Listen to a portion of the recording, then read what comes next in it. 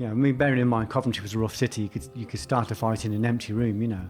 It was I was just doing a night in this particular place, and it was really ran by this particular gang, and I was just kind of covering for somebody. And when it kicked off, the doormen were in the pocket of this gang, because they were a notorious gang, a very dangerous gang, and they were in the pocket of this gang. And when it kicked off, I realised I was, you know, it was like a proper bar fight, proper John Wayne fight. I got glassed, and I was knocking a lot of people out, and the only thing I did right really was I stayed on my feet. I didn't go down, and that's why I didn't die. But I got battered, but I just stayed up. And the guy that instigated the whole thing, I went outside and followed him outside and said, listen, you know, you're full of noise in there, and you've got all your friends in there with 2 or 3 people. I went outside, the doorman locked me out. So the doorman disappeared when it kicked off, and when I went outside, they locked me out. So I was on my own, and I just said, let's just go around the corner and do a one-on-one, just me and you.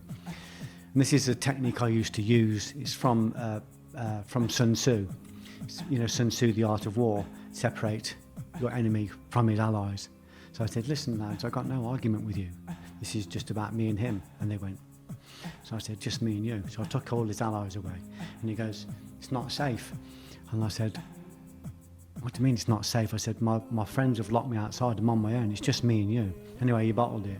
But that night really made me think, because I felt, you do feel your mortality. You do think, how I didn't die, I don't know. It was only, I think, the training in Shotokan, which was a very, very tough Japanese art. Although I got battered, I didn't go down, I stayed up, and that's what kept me alive. But I went away and I said to my class, listen, I got battered last night. I said, only my spirit, my will kept me on my feet. And it really made me think about a lot of things.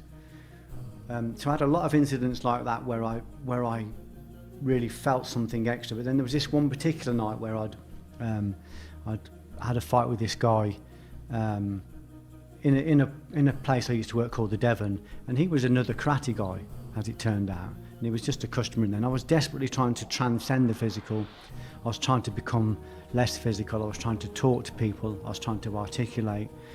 And this guy, for whatever reason, took a dislike to me. And he just kept looking at me. When I was collecting glasses at the end of the night, as I went to the bar, he would just step him away and bump me. And I was just thinking, he had no idea.